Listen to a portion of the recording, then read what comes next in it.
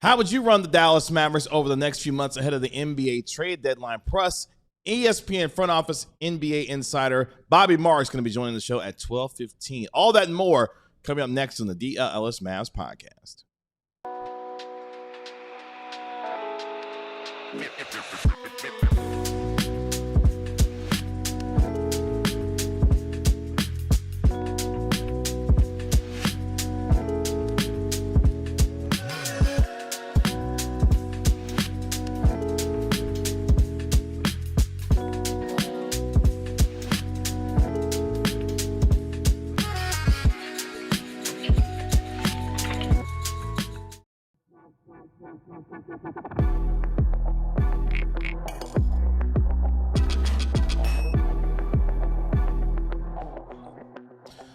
Welcome to the DLLS Mavs podcast, powered by Game Time and Michelob Ultra. Download the Game Time app, create an account, and use code DLLS for $20 off your first purchase. And Michelob Ultra, official beer sponsor of the NBA. Kevin Gray alongside our DLLS Mavs beat writer Ron Harrod Jr. and our DLLS Mavs analyst Bobby Curler. We are DLLS Mavs, your favorite guys covering your favorite team every single day. Appreciate you joining us here on DLLS Sports. That's right. The dream is riding. alive. It's definitely riding right now. Don't miss our next segment. Bobby Marks, ESPN NBA front office insider, going to be joining us here on the program. Got a lot of questions for him. How would he run the Mavericks over the next few months ahead of the NBA trade deadline after all the changes that we've seen so far in the first few weeks of the season for your team? Plus, we'll go around the association, and it's Trivia Tuesday here on our show as well on this terrific Tuesday. Ron Harrod Jr., how we feeling? Ready to make trades. That's where you are. Yes, I'm feeling. I'm ready to build. I'm ready to build. I'm not ready to rebuild. I'm ready to build. Ooh, You're ready to build. dynasty mode. I got my cement. I got my mortar. I think those two are the same things. I got bricks. Oof. And I'm ready to go. Tanner, how we feeling? I'm good. Yeah, good. I love how I'm much really bringing surprised the energy today. Yeah, exactly. My favorite part was like I'm how good. surprised he was like when I called his name. He was like, "Oh, wait, I gotta say something." Yeah, zoned out. Into the microphone. I appreciate all of you hanging out with us here. Make sure you like, comment, and subscribe to DLLS Sports while you're here today as well. Mavericks, of course, coming off a beat-em-down loss last night on the road against the Minnesota Timberwolves, losing 120-96 to drop to 4-11 after 15 games so far this year. They'll be back on the floor tomorrow night. Late start time, boys and girls. Tip off at 8:30 p.m. at the AAC as they welcome in a banged-up New York Knicks team. Our pregame show here will begin at 7:45 p.m. right here on DLLS Sports. But with our friend Bobby Marks coming on in our next segment, we figured let's play GM ourselves here. How would you run the Mavericks over the next few months ahead of the NBA trade deadline? Unfortunately, Anthony Davis has missed what will be 10 straight games with the left calf strain when he is out tomorrow night. Obviously, Daniel Gafford been dealing with a right ankle sprain. Derek Lively II been dealing with a knee injury as well. We still haven't seen Dante Exum make his season debut, nor Kyrie Irving yet as well, as he continues to work back from his left ACL injury. But they do have a rookie sensation at cooperflagg, who's leading the team in scoring, is starting to put it together. Already 4 20-point games so far this season. So let's put our trade machines hats on a little bit. How would you run the Mavericks over the next few months ahead of the NBA trade deadline, Ron? You know, the Dallas Mavericks are in a very precarious situation, as Bobby Marks wrote in his piece. And I think to get out of that situation, everybody, there's going to have to be some trades. The team has a lot of kind of overlap with a couple of positions. They got a couple of guys out. But, Bobby, one thing that I found to be very difficult to do is get off of one man's salary. Bobby, do you know who that man is?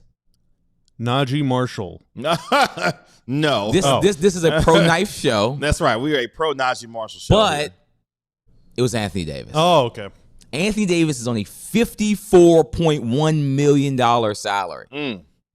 To get off of that deal, you're going to basically have to have a third team. I mean, I've tried so many combinations for Mavs plus a team, plus just a second team, whether that be the Chicago Bulls or another team that could use Anthony Davis. And it's nearly impossible. There are people that have posted a lot of screenshots on Twitter of trades that I've tried, and they have not worked, Kevin Gray.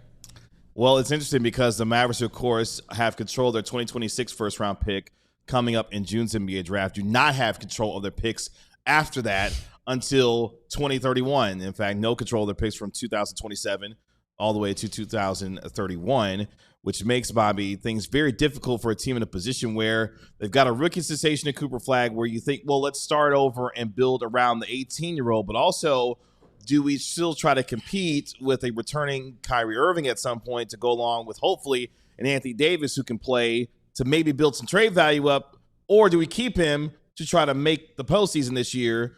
Kind of between a rock and a hard place for the Mavericks given their situation. No, I think the road forward is pretty clear. I'm not trying to win anything this season. I'm trying to lose everything this season. But crucially, I'm not trying to be bad next year. The Mavs don't, like you said, they don't control their pick again until 2031. There is no reason to suck next season or the year after or the year after. In fact, by being bad, all you would be doing is helping your main rivals. The Thunder have their pick in 2028. How silly would they feel if the Mavs sucked in 2028 and the Thunder got another lottery pick? Or in 2029, I think, well, in 2030, the Spurs have the Mavs pick, right? In 2029, is it Houston? It's like 3 years in a row. It's terrible. So it's, and Thunder, Rockets, and the next year that they have their pick, after this one, Cooper will be, like 25 years old? Like, you do not want to waste that. It would be very, very foolish to waste that. So you got a 2029 first round pick from the Los Angeles Lakers. You do, but everything that I'm trying to do this year would be to win this year. So that means, hey, Kyrie, I know it means a lot to you to play basketball, but like that knee still kind of hurts, doesn't it? And then shop AD around and do everything that I can do to lose games right now, but not completely bottom out to where next season is a lost year. And so that means hanging on. Obviously, they can't trade PJ anyway, but I'm hanging on to Lively. I'm hanging on to Najee Marshall, obviously hanging on to Coop, hanging on to Kyrie. Gafford, AD, I don't really care either way. But like Clay not on the table potentially? Clay, I mean, if you can get value for Clay, whether you're trying to be good or bad, you should just take the value. Yep. Like at this point, next year doesn't even matter for that. But, I don't think that the Mavs have the kinds of players on their team right now that are going to fetch them good first-round picks over the next year or two. And so there is no reason to look – I think there's no reason to look for picks. There's no reason to trade Daniel Gafford for the 27th pick in the 2028 draft. No. There's just no reason for that. I would only trade those players for other players or some form of first-round pick that is going to be really, really good. Or in some sort of combo deal where you do net some kind of quality first rounder or a quality contract or something. And if you can avoid the second apron next year, that's even better. I mean, that would be my number one and number two priorities. This is a team that's already running up against the second apron as it is. Individuals like Daniel Gafford, who has a very friendly contract that can be traded immediately after signing that 3-year, $54 million extension during the offseason. Klay Thompson in the second year of a 3-year, $51 million deal. Excuse me, that pays him $17 million over the course of 3 seasons. And, of course, the big one, Anthony Davis, in the midst of a 3-year, $175 million extension that began this season. So if you're looking to shed a little bit of money, try to remain competitive for this year, names like Anthony Davis, Klay Thompson, Daniel Gafford make sense potentially to move to acquire players that can help you now, but also be able to help you a little bit in the future as well as you get cheaper and younger and start to build around the 18-year-old in Cooper Flagg, because without the control of the picks that you have, the running up against the second apron that you're already doing with this roster, other names, maybe like a Caleb Martin, where you try to shed salary around the margins to be able to get yourself in a little bit better financial position. Obviously, these things are easier said than done. Yeah, I mean, they can't trade Caleb Martin right now. Yeah, they can't. If exactly. they took, like, you would have to take back a contract that is worse than his somehow. That's right. Or if you're like, all right, someone really wants Daniel Gafford, but they're not willing to give us matching salary, but they have this guy on a $19 million expiring. Okay, then you add Caleb Martin to that, but that is eliminating any chance you have of getting a pick back. Sure. His contract is so negative right now that it is like his contract counts as a negative first rounder, basically. Yeah. Jaden Hardy, you count as -2 second rounders. Those contracts suck. So in order to get off of them, you're going to have to give up something good, even if you want neutral value back. Like it's a really bad position to be in. By the way, Caleb Martin is a player option. Yeah, Hardy only makes $60 million. Yeah, but he's you can't play him. Yeah. But yeah, Caleb Martin has a player option, believe it or not, in 2027, 2028. He'll pick that player option up, I bet, for $9 million. Oh, yeah, for sure. He'll yeah. be picking that That'll be option the up. last contract he ever makes. Like, he's not going to be in the NBA at this rate in 3 years. I'm not trying to hate on the guy, but he's real. just not good. Because he's 9.6 million this year. He's 10 million next year. He's 9.3 on the player option. These are all his cap hits. He's picking that player option up, everybody. He's not going to be able to make. I get that the cap's going up every single year. He's not going to be able to make $9.3 million at 32 years old when he can't be a good jump shooter. He can't finish. He's not a good passer right now. All his value is on the defensive end, and he's not like one of the top 30, best defensive stoppers in the league. So it's not like he's, Matthias Thybulle on defense. He's a good defender, but he's not like this elite echelon of defenders. So that contract is going to be hard to get off. And Klay Thompson is just getting older. I mean, he told, at a press conference the other week, he was happy just to be out there. Like when you start going like, I'm happy just to play basketball role, that's nice and dandy. Just when you're making $15 million plus, the fans are not going to be happy to hear stuff like that. The fans want you to be a good player. That's above the mid-level exception, which I think was around $12 million last year. So he's making above that. It's interesting because not only do you have the situation with Caleb Martin, also you gave D'Angelo Russell a contract where he has a player option going into the 26-27 season, which I would all accounts think he would pick up now that he has that available to him as well. So that's another thing that you have to account for, going into next season. But at the same time, the difficulty that the Mavericks find themselves in from a roster construction standpoint, knowing the kind of future that you believe that you're going to have with Cooper Flagg, makes the decision-making for Matt Riccardi, for Michael Finley, and whomever is going to be the next GM have to help define a direction. I've seen comments in the chat saying that the Mavericks are signed up on Nico plan going into this year and beyond. You're not married to that anymore because Nico Harrison is not here anymore. It's about what's best for the franchise given what you've got in Cooper Flagg and how quickly you want to build a contender around him, given not only the finances you're dealing with, the lack of draft capital that you're dealing with, and more importantly, how you get guys on the same timeline around him that you could see as part of the core in the future of this team, whether it be Derek Lively II, PJ Washington, and others that fit exactly the kind of time window that allows Cooper Flagg to compete immediately for this team. Can I chime in with one more thing? Yeah. So one of the Mavs young players that is making strides this year and has been really impressive so far is Max Christie. Mm-hmm. That's another one. He's on a pretty interesting deal because he was a second-round pick and signed a contract early. So he's on a veteran contract now. He's not on a rookie scale contract making $7 million a year. Now, there's some pretty weird rules about extending guys that are not on rookie deals. So for him, he is extension eligible, I believe, next year because he's in the second year of a 3-year deal, right? So next offseason, the Mavs can extend him, but they can only offer him because he makes below league average salary. They can offer him either 120% of his current contract or 120% of the league average salary, whichever one is greater. The league average salary this year is somewhere around like $12-ish million. I could be wrong. It could be 13. I have no idea. But 120% of that would be about $14 to $15 million per year. That's the most they could offer him in an extension. And right now he's probably playing at a higher level than that. And so the issue that the Mavs are going to face is the same exact thing that they were staring down with Quentin Grimes, albeit it's even worse because Quentin Grimes is heading into restricted free agency. Yeah. Max Christie will be headed into unrestricted free agency, and he's playing better than the Mavs could pay him because the NBA makes really stupid rules for some reason. And so they might have to trade Max Christie to get value for him because otherwise you just run the risk of losing him into unrestricted free agency. Yeah, losing him for nothing. Yeah. Unless he takes a real sweetheart of a deal. And maybe he likes to hear so much that he's willing to take that kind of a deal to be able to remain here. But it would behoove him and his bank account, if he continues on the trajectory that he's on, to continue to play well and then see what the free agency market offers him. I mean, that's kind of what the Lakers are dealing with Austin Reeves right now.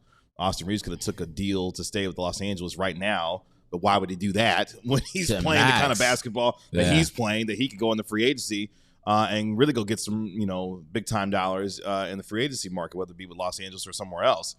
So Max Christie could find himself in that same position not that long from now himself. So a lot of things that the Mavericks have got to be able to figure out going forward over the next few months. That's going to be the task of Matt Riccardi and Michael Finley to figure out the direction of this team, and if the Mavericks secure a GM between now and then as well, defining the course of what it will look like, especially building around the 18-year-old in Cooper Flagg. Let's take our first break here on the DLLS Mavs podcast. When we come back, we welcome in friend of the show, ESPN NBA front office insider Bobby Marks, to join us to discuss the Mavericks' potential course of direction that they'll need to head in as they move forward with Cooper Flagg. All that and more coming up next.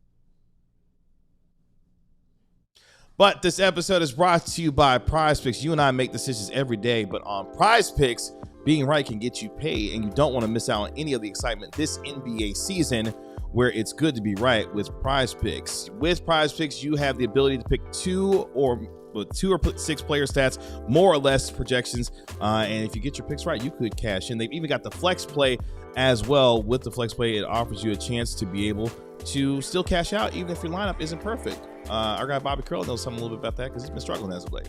Oh, wow. But he's able to bounce back when it comes to his lineups with the Flex Play. You could double your money, or even if one of your picks doesn't hit, you'll still be able to cash out. Prize Picks is the best way to win cash this NBA season. Which players are going to go off? Which players aren't? You can do so with Prize Picks. Download the app today and use code DLLS to get $50 in lineups after you play your first $5 lineup. That's code DLLS to get $50 in lineups after you play your first $5 lineup with Prize Picks. It's good to be right. What does being over the second apron have in common with your butt crack? It stinks. It stinks. Guys, it's not just your pits that sweat. It's your pits, it's your balls, your thigh folds, your belly buttons, your butt cracks, and your feet. And Mando is going to get you smelling good everywhere from head to toe. It is clinically proven to block odor all day and control odor for up to 72 hours. It might never be cold in Dallas, so we're just going to be sweating forever. And the last thing you want to do is stink up your office, stink up your house, go out on a date, and everyone's going to be repulsed by you. Yeah, the arena. Like, Ron is among the people. You cannot be having stinky thigh folds at American Airlines Center, all right? All their products are baking soda free and paraben free. Their starter pack is perfect for new customers. So as a special offer for listeners, new customers get 20% off site-wide with our exclusive code. Use code DLLS at shopmando.com for 20% off site-wide and free shipping. shopmando.com. Please support our show and tell them we sent you. Appreciate all of you hanging out with us here on the DLLS Mavs podcast. Coming up in our next segment, we'll go around the association, look at some of the trends happening in and around the NBA through the first few weeks of the NBA season. But right now, we welcome in ESPN NBA front office insider with over 20 years of NBA front office experience. You can find him on the worldwide leader ESPN, friend of the DLLS Mavs podcast. He is Bobby Marks. Bobby, what's going on? How we doing, guys? Doing well. Well. Thank you so much for taking the time with us once again on our show today. Let's just start here. The Mavericks are a mess. And a little bit of a mess right now with their financial situation, draft capital as well. 30,000-foot view. Let's start here. Bobby Marks gets thrown into the Mavericks front office. What is he doing day one and over the next few months to try to start to help clean up what's happening here? Yeah, I mean, I think, as you guys know, the goal is to get Anthony back on the court. I think that's the priority. I don't know how much pull I have that, or Matt Riccardi or Michael Finley. I think that's probably going to be up to the medical department and certainly ownership as far as signing off on that. But I think that's the first goal here. I think there's going to be a point in the season where you're probably going to have to pick a direction as far as where you're going here. I think if this continues to go this direction, then you are likely positioning yourself to try to have the best possible draft pick in June. That's the reality. Or when we get to May with the lottery, just based on what the future holds, where you don't have control of your first round pick until 2031. So here's your last big crack at it again, to add somebody around Cooper.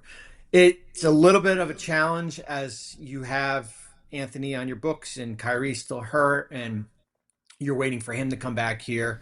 So I think with Nico not there anymore, things have changed drastically, I would think. I think you are, we heard the 3 to 4 year timeline or 2 to 3 year timeline. Now I think it's more about building out for the future. I think it's probably building around Cooper and putting the right pieces around him. I think there are some pieces on this roster. I heard you guys talking about Max earlier, and that's a decision they'll have next summer. I was looking at his extension number. It's 4 for 93 is the most they can offer him. So it's roughly a 23 to $24 million average here. But I think there are good things on this roster already. But I do think getting Anthony on the court, whether it's something you want to do down the road and you're looking to move him. We wrote a piece yesterday and we kind of started to do a little bit of research around the league, what his value is. His value is not high right now. I mean, that's the reality of when you play only 15 games and you're owed a bunch of money down the road and you're extension eligible coming up this summer. I don't see you getting back. Well, you'll never get back what you gave up for him, but I don't see the high value in Anthony Davis right now until he gets on the court. But I think, as I said, I think it's all about putting the right pieces around Cooper moving forward. They kind of face this problem though, Bobby, because Mark Stein, who isn't here today, unfortunately, again, he's ducked you twice. I know, every time I come on, Stein, I'm getting a complexion here, He's just hiding. But, Mark has laid out that basically in order for the Mavs to get what they deem to be fair or equal value for AD, he's not only got to get back on the court, but he's got to stay healthy for a prolonged period of time, which is really risky for any player. Everyone is getting hurt right now, even guys that have played a lot of games. But the deeper problem than that is, let's say AD gets healthy and then plays 25 straight games. Well, the Mavs might accidentally win a lot of those games, thereby hurting the tank effort. So they're in this there's like this gridlock problem right now. So if you were GM, or could you try and explain to fans why that might be actually the best course of action, even if it results in a few extra wins, as opposed to trading him now from a position of very kind of non-existent leverage?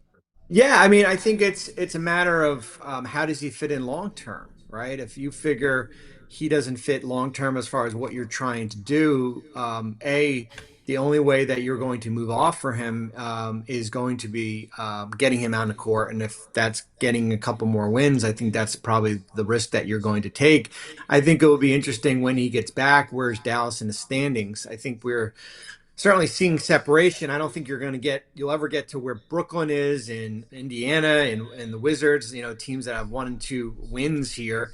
But as you know, with the lottery, anything can happen if you're in that, 6 to 10 range here with that. But yeah, I do think it is, as I said, a priority to get Anthony on the court because teams want to see him healthy. There's basically kind of 3 different timelines with Anthony. What we saw hit with him in Los Angeles, which was certainly good. He played the most games in 23-24, and he was earned all NBA and all defense. And then we saw him with the trade as far as the limited body of work, and then what kind of the future is going to hold. If a team is willing to give up something of significance, they want to know that a player can sustain, him being on the court. And I think you hit it right on the head. Like, the league is at an interesting part right now because the pace is so fast, right? We see a lot of groins and calf strains and hamstrings and stuff like that. And I think that's probably why they're being extra cautious is the last thing you want to do is putting him out there and all of a sudden he's set back for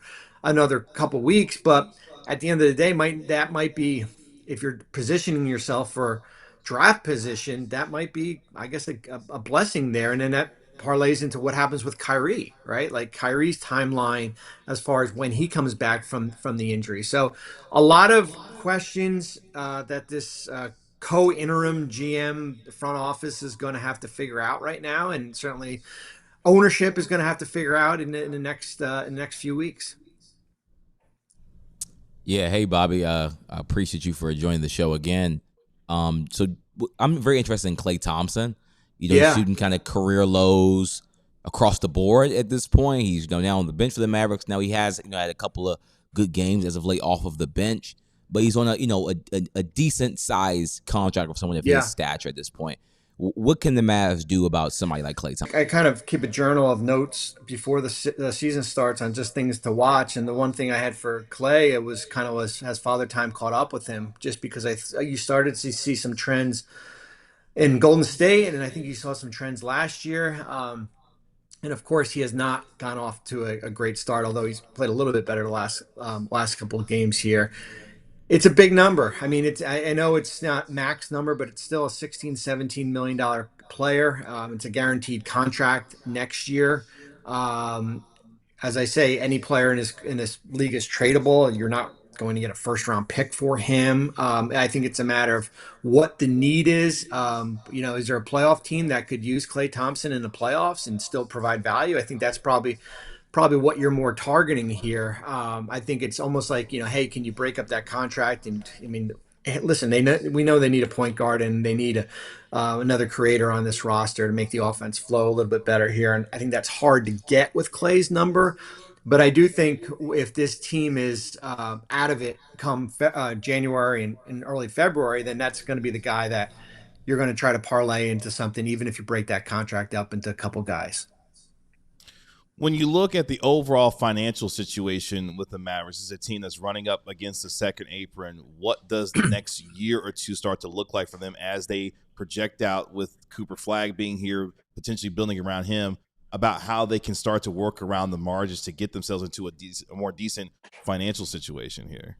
It's not good. I mean, it's not good at all. It's probably the most dire that it's been ever in franchise history.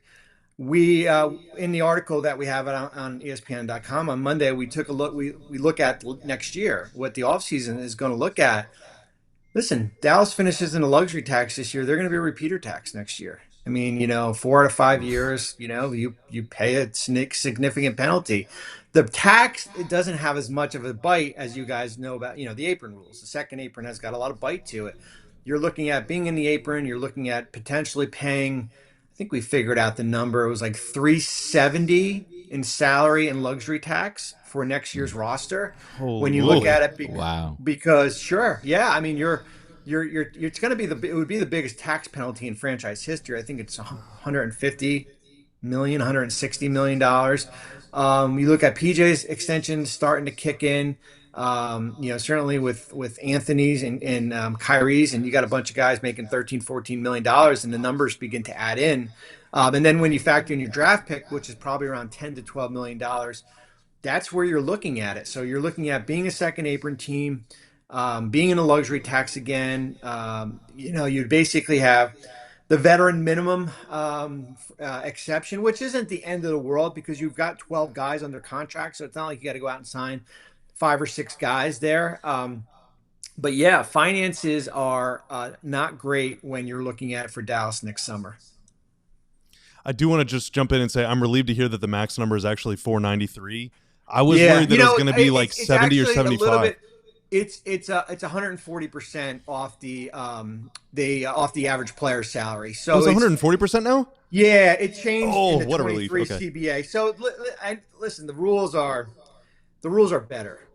Are the rules perfect? No. I mean, I would love, and I think the Lakers would probably love this too, that you can offer the player an extension based on his years of service in the league. So if you're Max Christie, the first year of his extension could be up to 25% of the salary cap. If you're Austin Reeves in Los Angeles, it can be up to 25%. It's not capped at a certain number if you've established bird rights. I think that would give, so you're not, hey, let's cross our fingers and hopefully he takes a, like a good deal, or we get into free agency and, like Austin Reeves in Los Angeles can say this past summer, hey, yeah, I want to be a Laker. But when your value skyrockets, and some rebuilding team comes in and offers, I don't know, 4 years, $180 million. And you're like, wait a minute, that's making $40 million. So I do think that I'd love to tweak the extension rules here, but yeah, it is a little bit higher. It's right around $93 million. First year is at 20, almost 21, and the last year is right around 26.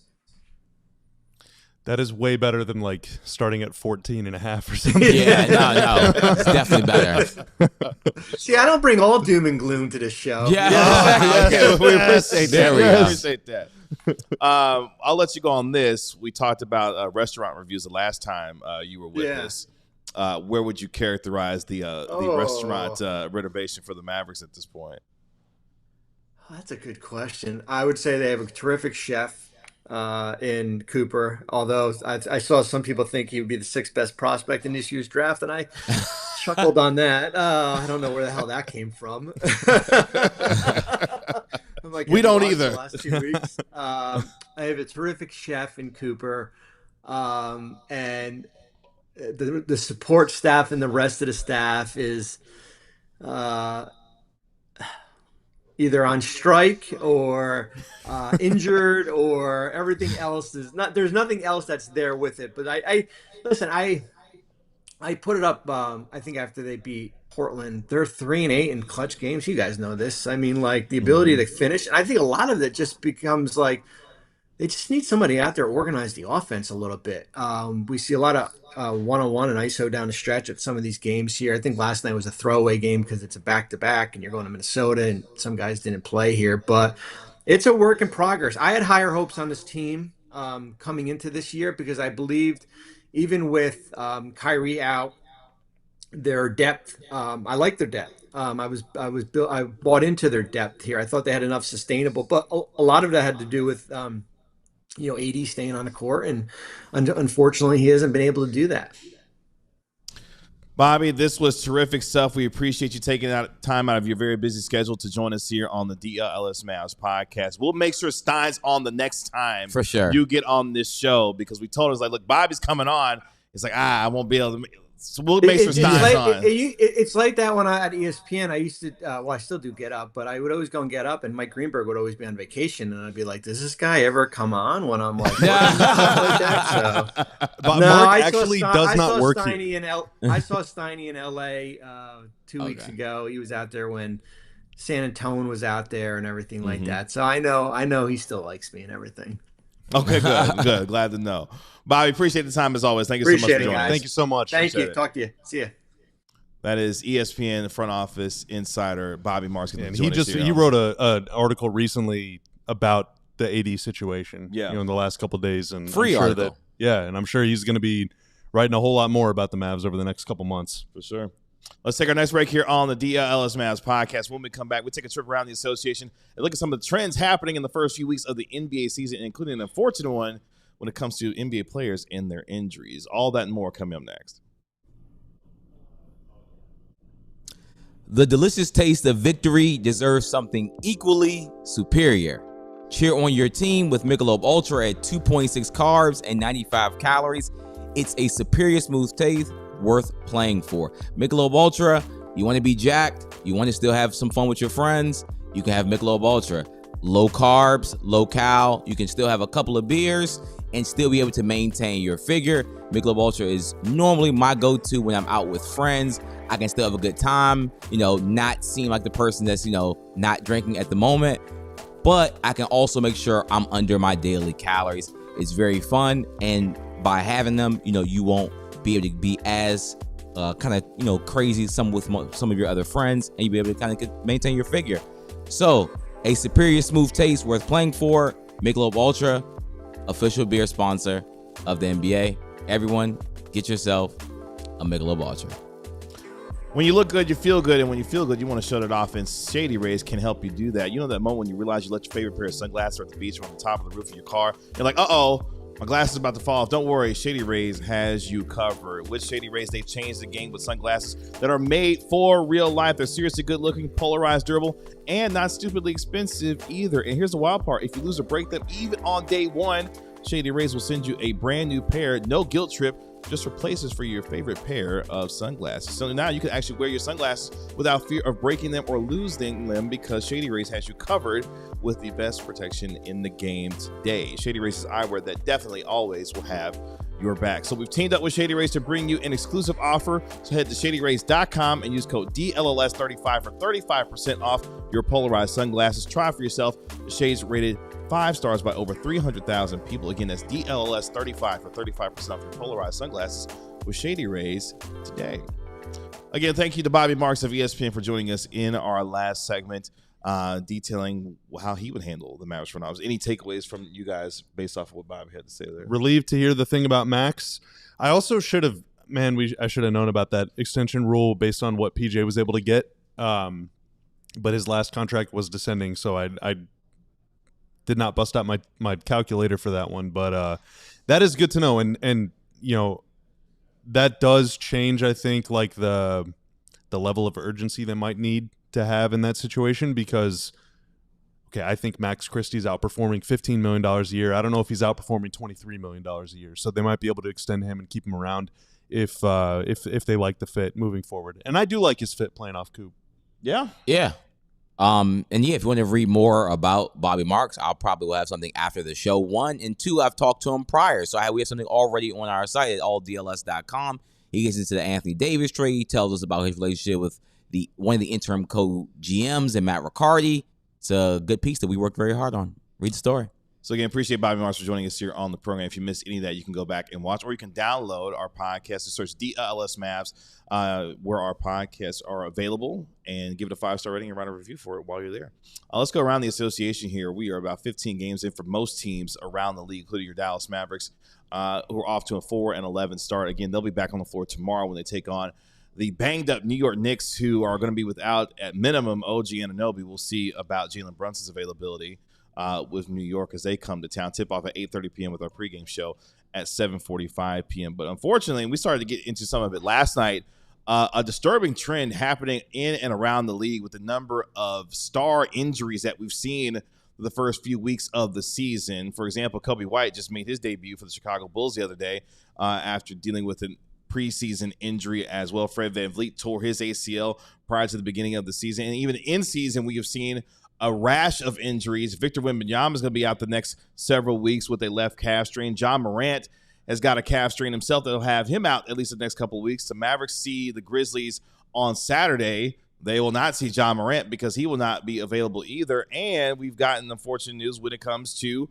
Giannis Antetokounmpo, who suffered a groin injury last night. It is going to undergo an MRI to determine the severity of his injury. So not only Anthony Davis, obviously dealing with the left calf strain himself, but unfortunately, gentlemen, a number of stars this year dealing with significant injuries that in a lot of ways has put a damper on the start of the season, and it's becoming an unfortunate trend around the league here. Injuries are not fun, everybody. It's not just the Mavs that are facing a lot of injuries. A lot of teams around the association are also injured. The Mavs, maybe are getting a extremely bad hand in that, but a lot of the big stars in the league, like you said, with the Wembys of the world, Jalen Brunson's, and Anthony Edwards just came back from a hamstring injury. There's a lot of players, especially with these soft tissue sort of injuries, kind of going around the NBA from the calf to the hamstring to all those different kind of ailments. And it's been taking a lot of our stars out of the league, and it seems like the playoffs and even the championships have been kind of decided by injuries over the last 5 years. In Street Clothes, friend of the show, right? Jeff Stotts, yeah. Friend of the show, In Street Clothes, posted last night. There's actually not an increase in the number of calf strains year over year. It kind of feels that way. But I think over the course of many years, there has been. So it's this recent kind of thing. Stein talked about pace. Bobby Marks talked about pace. Last night, I was bitching and moaning about how many freaking games the Mavs are playing. They're opening the season by playing, 25 games in 46 days or something like that.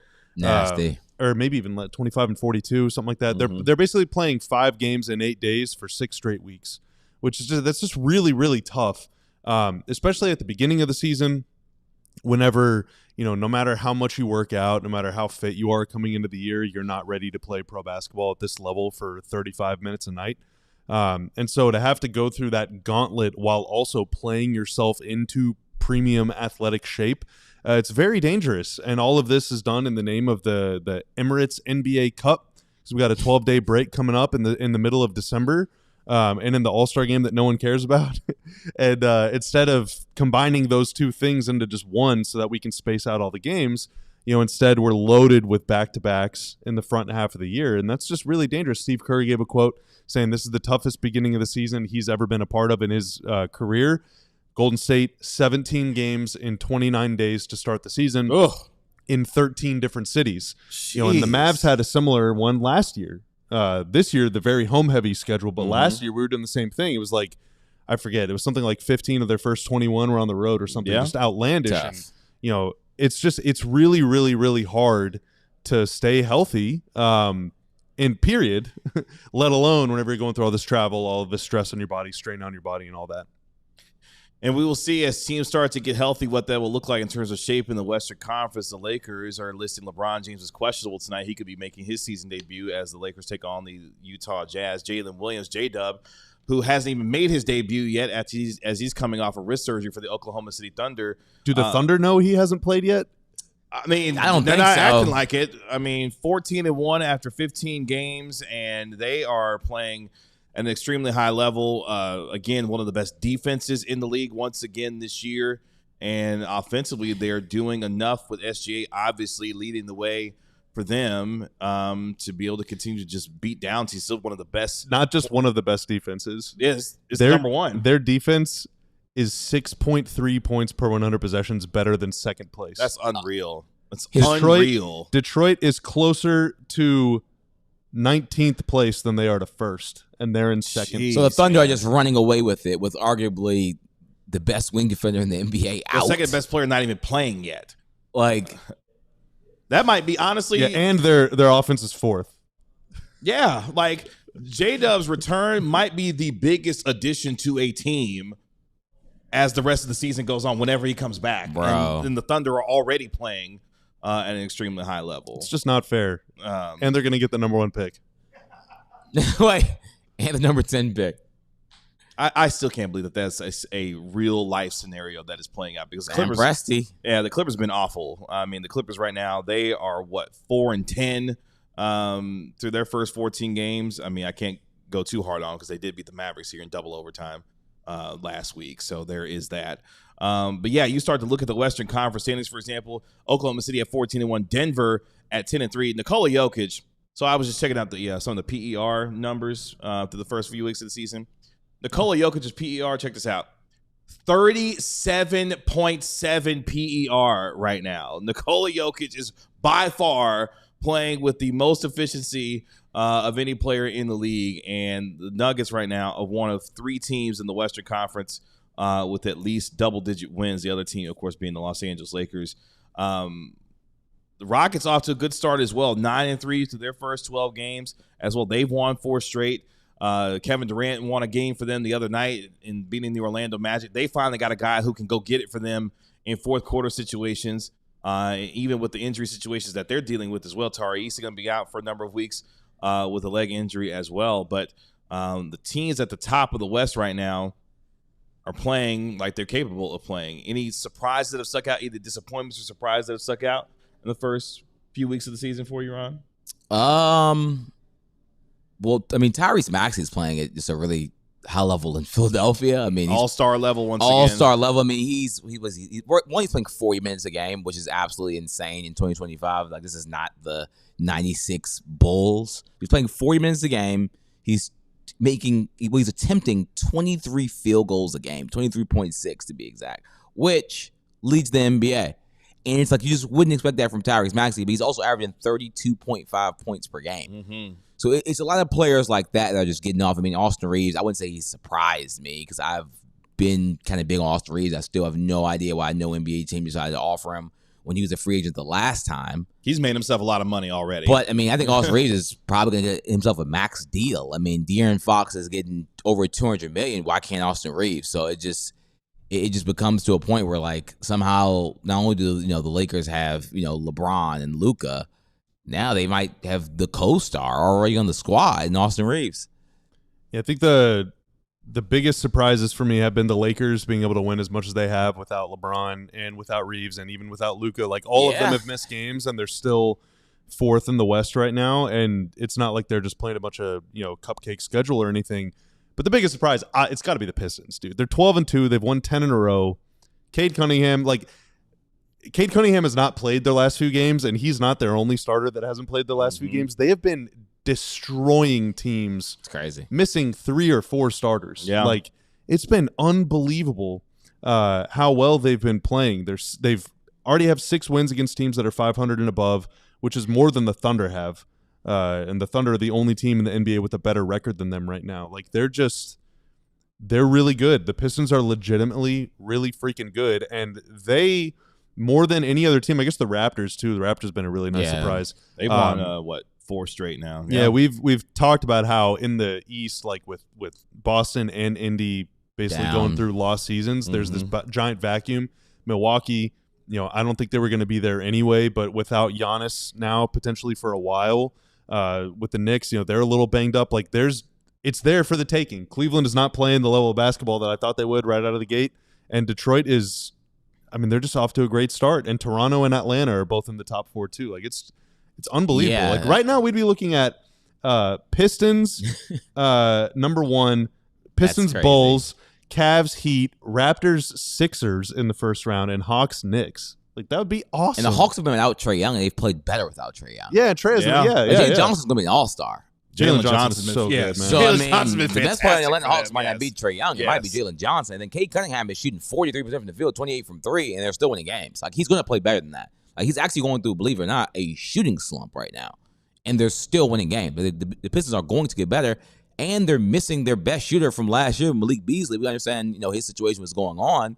They did replace him with Duncan Robinson, but Malik Beasley could not miss a shot last year. They're out him from last season. They're still playing that good. So it's a lot of teams playing good. And also I think just with the West to kind of end off, there's a lot of teams at the bottom, sadly, including the Dallas Mavericks, like the Memphis Grizzlies, Sacramento Kings. They're actually are legit trying to win games, and they just can't. The Kings just stink. That's just how loaded the West is. Awful. That teams are trying to win games at the bottom of the West. They just can't. The Kings are all. Who's the young stars of Sacramento Kings? They don't have a young star they're building around. Is it Keegan Murray?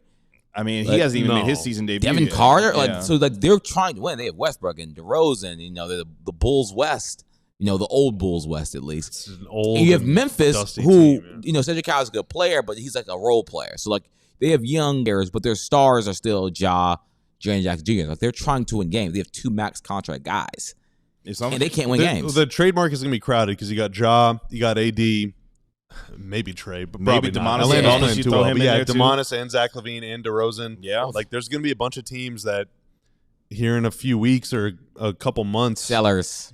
Yeah, but those are all jumbo contracts, and usually what happens is those guys are just traded for each other. Yep. So that's how Mavs LaVine got fans there. get ready to learn Zach LaVine. Oh, no. wow! Oh jeez. I'm just kidding. Sabonis. I hope. Oh wait, the Mavs do have a Sabonis connection. Wait a minute. Jay Triano. The Mavs do have a Sabonis connection, everybody. The Sabonis, if they could just get the Sabonis. The Mavs have a Sabonis connection. Let's take our final break here on the DLLS Mavs podcast. When we come back, it's Trivia Tuesday. The Corral Illustrator going to try to stump us with some Mavs trivia. We'll do that next. But first, you know what time it is. It's Die Hard time. It's time to bust out your phones and go ahead and scan that little QR code right there beneath me. That's going to take you to a wonderful website called alldlls.com.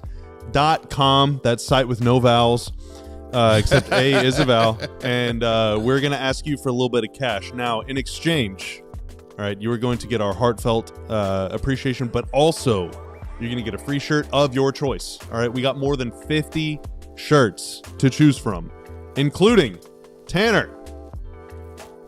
Some of these ones, the Face Off collection, some Stars theme ones. How cool about this Paige Becker's one? She's going to be the first of 2 consecutive Rookie of the Year winners to don a Dallas Wings uniform after the Wings win the lottery next weekend. You get a free shirt of your choice. You also get a discount on any other merch and any other events that we have. You save 20% on all of that stuff. And folks, we got Black Friday sales coming up, and Die Hard save even more on that. And that will start actually next week because it's already almost Thanksgiving, which is unbelievable. I'm thankful for this show. I'm thankful for your gratitude. You also can join the DLS Die Hard Discord. You also get a physical Die Hard card that you can use to get into any VIP room in the world. Actually, it's like a master key. And you also get to read our website, alldls.com, on that premium written content for folks like Ron on the Mavs beat, Clarence and Ali on the Cowboys beat, Jeff Wilson on the Rangers, and then Sam and Sean on Stars. We're bringing you top-notch written coverage of all this stuff every single day on our website. So thank you so much for your consideration. Thank you to everyone that's subbed to the channel, that's hanging out and chat and all that stuff. Let's spend the holidays together, and we're gonna. That's time. That is time. Kansas star freshman Darren Peterson is going to be out tonight against Duke in the Champions Classic. So Darren Peterson dealing with a hamstring injury he's been trying to recover from. He's not going to be available to play against Duke tonight as well. And the worldwide leader, put out their first 2026 mock draft for the NBA. Oh yeah, Jeremy Woo, good writer. They had the Mavericks at 8th, and they took Koa Pete out of That would make PHNX happy. Out of Arizona. Yeah, so there you go. It's time for Trivia Tuesday here on the DLLS Mavs podcast. The Corellis Trader going to try to stump us with some Mavs trivia today. That's right, Kevin. So this is all themed after the team's first 15 games. All right, so we're talking starts here. We're talking hot starts. We're talking cold starts. Ooh. We're talking everything in between. Question number 1. Feel free to play along with us in the chat. Feel free to play along in the YouTube comment section. Don't cheat, though. All right, cheating is for lames. Okay, and you want to be cool, don't you? Question number 1.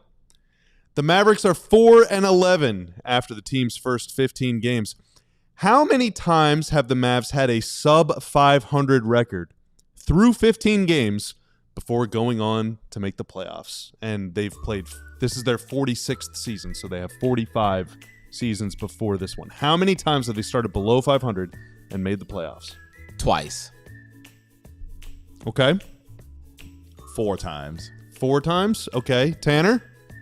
3 times. 3 times. So we got a 2, we got a 3, we got a 4. Give Chad about 10 seconds to catch up with us because we're coming to them from the future. Like this. Tanner Cam. Oh, we got Tanner Cam. Kind of. We got floating Tanner. The correct answer. Oh, so we have a 6 guess. We have a 0 guess. Ooh, 0. Okay. Oh, wow. Okay. Okay. Not bad. Doomer vibes in the chat. Just Right. The correct answer is 1. Oh, wow. It was that 2008-2009 season. They started 2-7. They went on to win 50 games and make the playoffs. They actually made it all the way to the second round. The West is hard. That is the. They wanted to win in 50 the thing. games. They won 50 games. After a 2-7 start. Yep. Dirk Nowitzki is a good basketball player. Yeah, that's wow. Yeah. So history is against the Mavs here. Okay. Max Christie. We just talked about him last segment. Max Christie has made 38 threes so far this season. True or false? That is more than Jason Terry and Wesley Matthews ever made during their tenure with the Mavs during the Mavs' first 15 games of the season. True or false? Ooh. 38 threes. Did Jet or Wes ever make more than that in the first 15 games of the season? I got to go true there. True? I'm going to go false. I'm just going to have to bet on error. I mean, they weren't shooting threes like that. That's why I'm going true, because it's like. Okay. So you think that Max is just taking more, so he's making more? Yeah. Oh, would that be true? Then I'm going true as well. Okay, Yeah. so you're a Jet doubter and a Wesley Matthews doubter? Not a doubter. It's just, I mean, It's the volume the of air. Oh, It's it's the noted. air. It's The noted. Tanner? I'll say false. Mix it up. Say false to be a contrarian? Okay, no, I like that. We need some disagreement. All right. We need some disagreement. Pomelo says false. Okay. Pomelo. So false would obviously mean that Jet or Wes started, or both of them had better starts. That's true right. would mean that Max is having a great start. The answer, it is true. The most threes Jet ever made was 36, and the most Wesley Matthews ever made was 35. Now, Wesley Matthews did famously hit... Oh, I spit a lot just then. Wesley Matthews did famously make 10 threes in a game for the Mavs, but it was later in the season. So that's how he kind of sidestepped that one. Max Christie, pretty good start. Okay. You ready? He's been one of the best in the NBA from the corners this year from 3. Like, he's been excellent. He's a good player. Yeah. Sniper. Yeah. Which Maverick holds the record for most rebounds during the team's first 15 games of the season?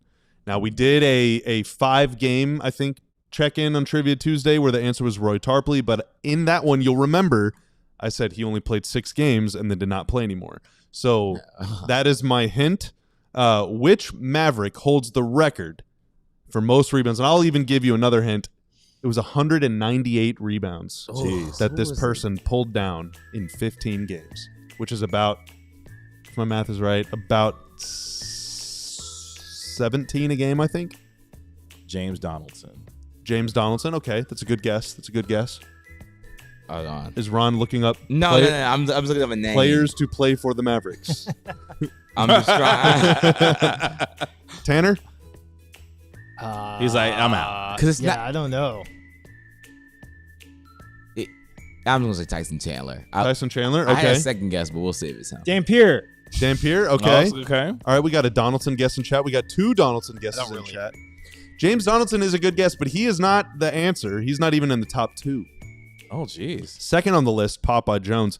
First on the list, DeAndre Jordan. Oh, wow. 198 rebounds. Oh, At wow. the start of the 18-19 season. He also, during that stretch, shot 81.5% from the free throw line. How about that? DeAndre Jordan, a good free throw shooter at some point? Yeah, he very famously was catfished that. asking HB, who you got, and Harrison would point at who he's guarding. That was like the way he distracted himself from shooting free throws. Yeah, it was very famous. DeAndre Jordan was grabbing 17 boards a game to start off that season? Only to start the year. Okay. Wow. Now let's talk points. All right, Okay. everyone likes points. Yeah. Luka Doncic has scored the most, the second most, and the third most points through the Mavs' first 15 games of a season. Of course he did.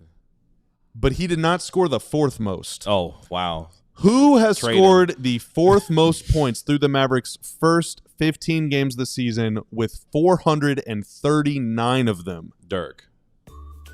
Okay. Blackman. Ro Blackman. Okay. Tanner. Dirk. Dirk. Okay. So no sports. Well, we have a sports disagreement here Yeah. with Ro. All right. Ro's a good guess. Let's give Chad a few seconds. Actually, no, I'm going to change mine. I'm going to go Mark Aguirre. Mark Aguirre. Okay, that's a good guess. Yeah, I'll go with Mark I'm That's going a to good change guess. to Finley. Gonna change to Finley. No, why- Okay. so All right. no- Okay. no All right, Dirk. cool. Does anyone have any conviction around here? Mark Aguirre. I'm going to go with Mark Aguirre. Okay, that is a good guess. I'm going with Blackman. Mark Aguirre, obviously, before Luka had the highest single-season scoring average by any Maverick. Mhm. Okay, so we have an Aguirre, we have a Kai, we have Michael Finley, we got 2 Kyries, we got JJ. Okay, Oh, Kyrie. the correct answer is Jim Jackson. If Don Ramon, wow, if really? JJ stands for Jim Jackson, that's a hell of a guess. Jim Jackson, at the start of the 94-95 season, scored 439 points Oh, he was cooking. through the Mavs' first 15 games. That was the first year of the 3 J's era. Yeah, Jamal Mashburn, Jim Jackson, and then rookie point guard Jason Kidd J Kidd. dishing baby. out assists to those guys. The Jim- Mavericks would not go on to have a good season that year, but that trio did become iconic. Jim Jackson, part of the Los Angeles Clippers broadcast team these days. So he was just here. Yeah, I at the, just saw him. Yeah. at Nice. the arena on Friday Nice. night. Yeah. All right, now it's time for the final question. This is supposed to be the toughest one. I'm not sure it actually is, but I mean, we haven't gotten even right so far. So that's true. That's true.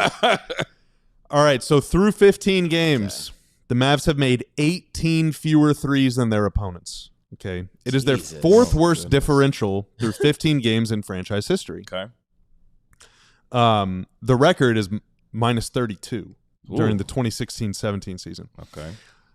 Now, the Mavs have long been known for their willingness and ability to shoot and knock down threes. It's been kind of an identity of the franchise for a long time. Within 2, how many of the team's 46 seasons have they made fewer threes than their opponents through 15 games? So how many times have they had a negative 3-point differential through 15 games? This is their 46th season, so you have 46 seasons to choose from. 7. 5. 7, 5, 8. 8. Okay. Okay, we'll give Chad a few seconds to catch up. I will give you a little more trivia here. Last season, they were negative 5. Last season, if you can believe it, they had a negative 3-point differential through 15 games. Again, their record is minus 32 in 2016-17. That was a gross year. Pomelo gets a 6. R King 9. Jake says 3. Ooh, a lot of big-time Mavs believers in here. Mavs Yeah. historical believers. What if it's like 20? 5, I know, 6. right? The correct answer, 14. it is 14. No. Oh, wow. How did, No, I didn't see it. I Oh, just, okay. Let's Joe. I was like, it's probably gonna be something Yeah, like it's a 14. high Let's number. Joe Fishing. He was got close. 13, yeah, it's closest, Joe yeah. Fishing said 13. Yep, it was 14 seasons. Now, they went a really long time without doing it, but in the 80s, it was kind of weird. If you made 1 3, it was like, oh my God, they're on fire. wow. So yeah, it's 14 out of 46 seasons they've made Pretty fewer good, threes though. than their opponents. Yeah, not bad. Now, here's some future trivia. When will be the next time that they do it? You think they'll do it next year? Like positive. When will they out 3 their opponents the next time? You know, Mark this tape, Tanner. Sadly, if Can't call it. yeah, if Within the next 5 years, yes or no? Yes. Yes. All right. In 2030, we're going to come back and revisit this. Yeah. Tanner. There we go. Mark it. All right. It was fun trivia. Good job, everyone. We didn't do very well, but thank you. It was. Appreciate Did you have fun though? We did have fun. We Silent did. That's all that claps. matters. Yes.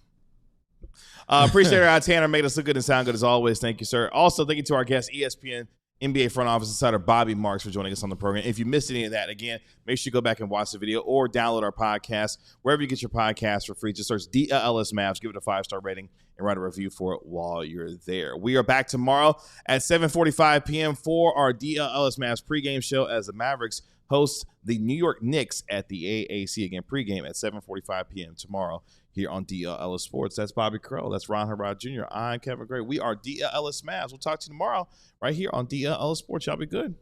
Peace. We all silly like the mayor.